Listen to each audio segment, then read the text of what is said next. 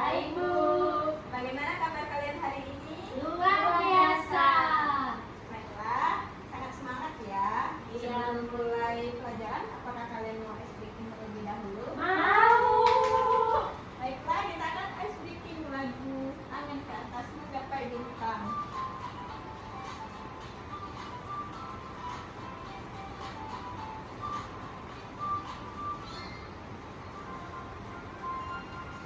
Angin ke atas menggapai bintang, angin ke samping burung yang terbang, angin ke depan ikan berenang, duduk yang rapi siap berdoa. Akan diputar.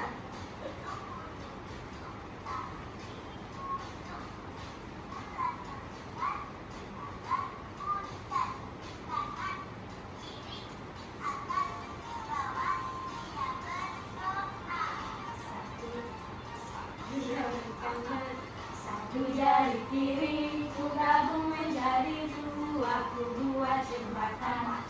Dua jari kanan, dua jari kiri ku gabung menjadi empat, ku buat kamera. Tiga jari kanan, tiga jari kiri ku gabung menjadi enam, ku buat menara. Empat jari kanan, empat jari kiri ku gabung menjadi delapan, ku buat telinga.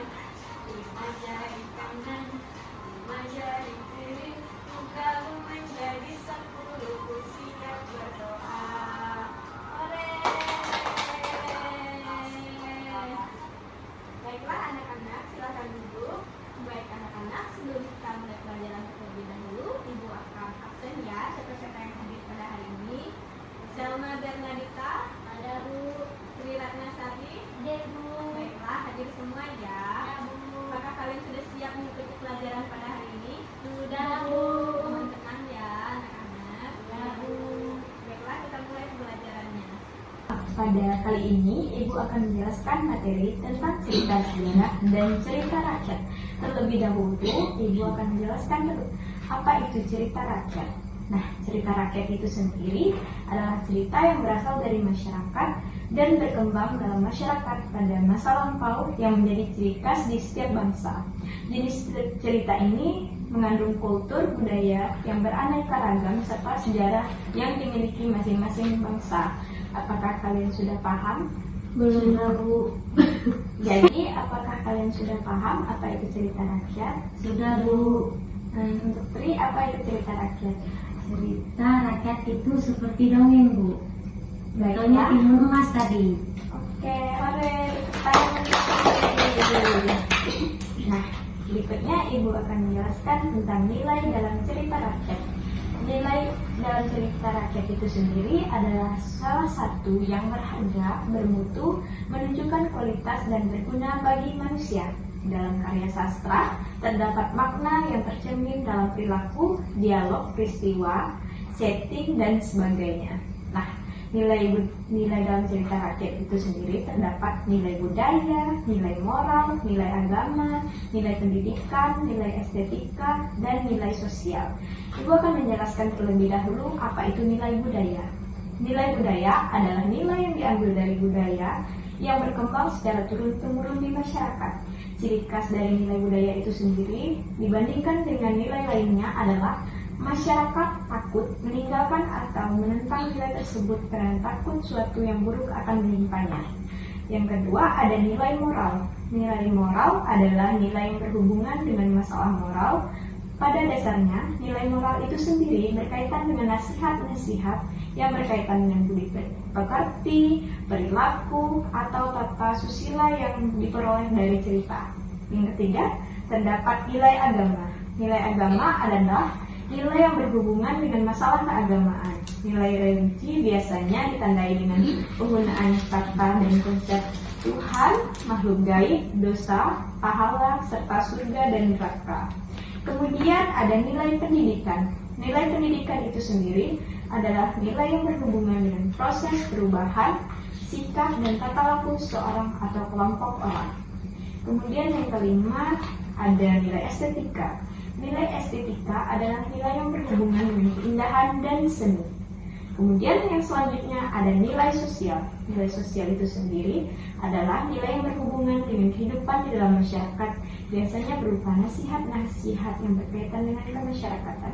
Baiklah anak-anak, di sini siapa yang bisa menyebutkan salah satu dari nilai yang sudah Ibu jelaskan terlebih, yang Ibu sudah jelaskan pada tadi? Ya Bu, Salah satunya apa Tri? ada nilai budaya, nilai masyarakat. Hore! Baiklah, selanjutnya Ibu akan menjelaskan tentang karakteristik yang terdapat dalam cerita rakyat. Yang pertama ada kemustahilan. Kemustahilan berarti hal yang logis atau tidak bisa dinalar. Kemudian ada kesaktian.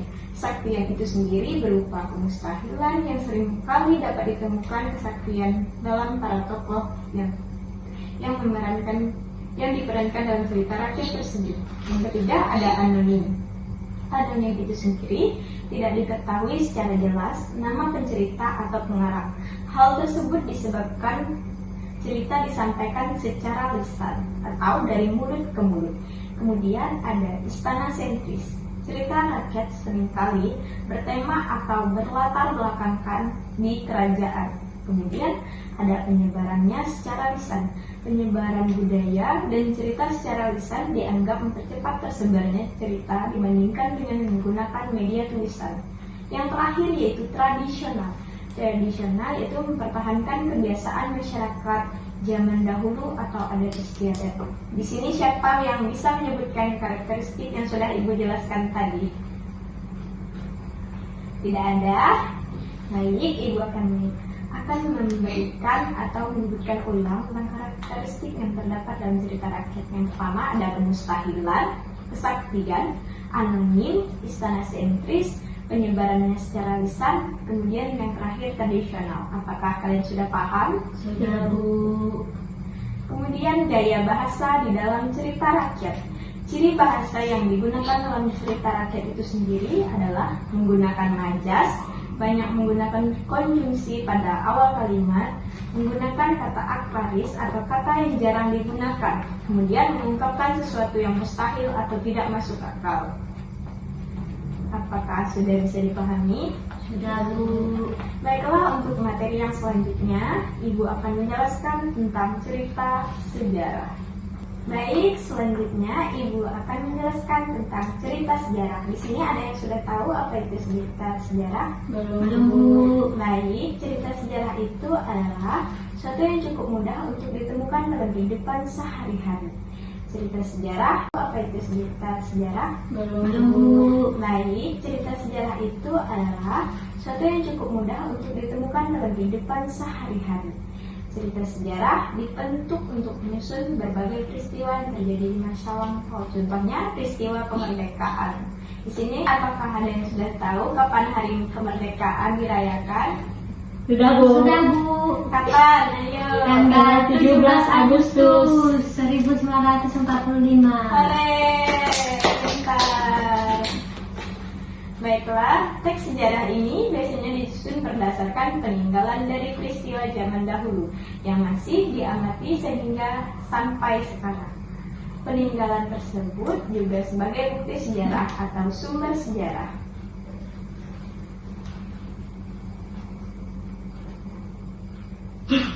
Kemudian ada jenis teks sejarah. Teks sejarah ini yang pertama ada fiksi. Fiksi ini adalah jenis teks sejarah yang berupa dikenal dalam suatu novel sebagai sebuah karya sastra, identik dengan karangan atau imajinatif. Kemudian yang selanjutnya ada non-fiksi. Jenis teks cerita sejarah yang kedua adalah non-fiksi atau biasa dikenal dengan teks sejarah. Berbeda dengan cerita fiksi yang mengandung sedikit karangan dari penulis, untuk teks cerita sejarah non-fiksi murni berangkat dari fakta yang sebenarnya. Hal ini menjadikan teks cerita sejarah lebih kuat dalam bagian peristiwa atau pembuatan penceritaan. Contohnya yaitu teks sejarah atau teks sejarah yang berbiografi, autobiografi, catatan perjalanan, dan catatan sejarah. Kemudian materi yang selanjutnya yaitu tentang ciri-ciri teks sejarah. Yang pertama, judul pada teks sejarah memiliki sifat yang lebih eksplisit, sedangkan cerita dalam novel sejarah lebih implisit. Orientasi yang terdapat dalam teks sejarah terdiri dari pengantar, tujuan, pendahuluan. Sedangkan orientasi pada novel sejarah memuat pengenalan tokoh dan latar cerita. Kemudian yang ketiga yaitu komplikasi dalam teks sejarah memiliki sifat yang gradual, sedangkan cerita dalam novel mengandung sifat yang hierarkis. Kemudian yang keempat ada resolusi yang terdapat pada teks sejarah berisi kesimpulan, sedangkan bagian akhir dari novel berisi sejarah yang berisi penyelesaian dari konflik cerita. Yang terakhir terdapat teks sejarah tidak mempunyai koda, sedangkan novel sejarah memiliki koda. Kemudian materi yang terakhir yaitu tentang struktur teks cerita sejarah. Setelah kamu memahami tentang pengertian sejarah, jenis dan cirinya, pada bagian ini Ibu akan menjelaskan tentang struktur teks cerita sejarah. Yang pertama ada orientasi. Bagian pertama dari struktur teks cerita sejarah adalah orientasi. Orientasi ini berisi dapat dipahami sebagai pengenalan atau pembuka dari teks cerita sejarah. Bagian ini biasanya menggunakan jenis kalimat deskriptif. Kemudian yang kedua ada urutan peristiwa. Bagian kedua dari struktur teks cerita sejarah adalah urutan peristiwa. Urutan peristiwa dapat didefinisikan sebagai sebuah rekaman peristiwa sejarah yang terjadi dan dapat disusun secara urut atau kronologis. Kemudian ada reorientasi. Bagian ketiga dari struktur teks cerita sejarah adalah reorientasi. Reorientasi sendiri dapat bersifat opsional atau dapat digunakan dan tidak dapat digunakan. Pada bagian ini, penulis biasanya menggunakan untuk memberikan komentar pribadi terhadap cerita yang disusun. Apakah kalian sudah bisa memahami materi pada hari ini? Sudah, Bu. Baik, Ibu akan memberikan tugas kepada kalian. Tugas yaitu tentang Timun Mas. Dalam buku yang sudah Ibu bagikan terdapat cerita Timun Mas. Apakah ada yang ingin bertanya? Saya, Bu. Baik, Salma, ada apa? Cerita ini dibaca kah, Bu? Hanya dibaca saja kah, Bu? Tidak, nanti Ibu akan berikan soal. Kalian catat ya, dengarkan. Baik, Bu. Soal yang pertama, dari manakah Timun Mas dilahirkan?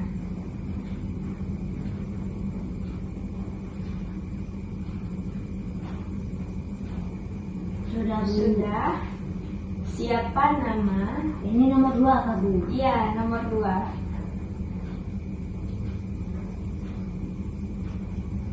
Ibu Timun Mas.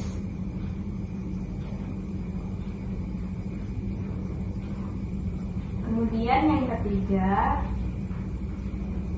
apa yang dibawa Timun Mas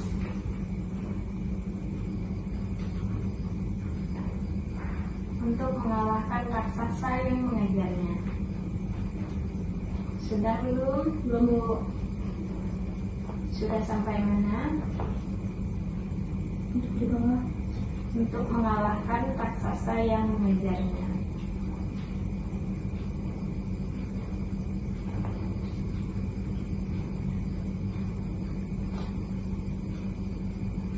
Sudah?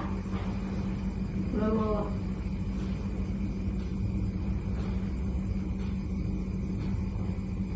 Sudah, Bu.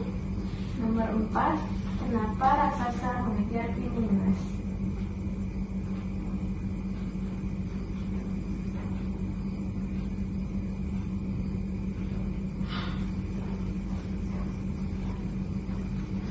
Kemudian yang kelima, Cukuplah 4, Bu. Terlalu banyak. 5 ya. Ini untuk pekerjaan di rumah. Aduh. Sudah? Sudah, Bu. Baiklah, nomor 5, bagaimana akhir cerita dari Timun Mas. Sudah? Sudah, Bu.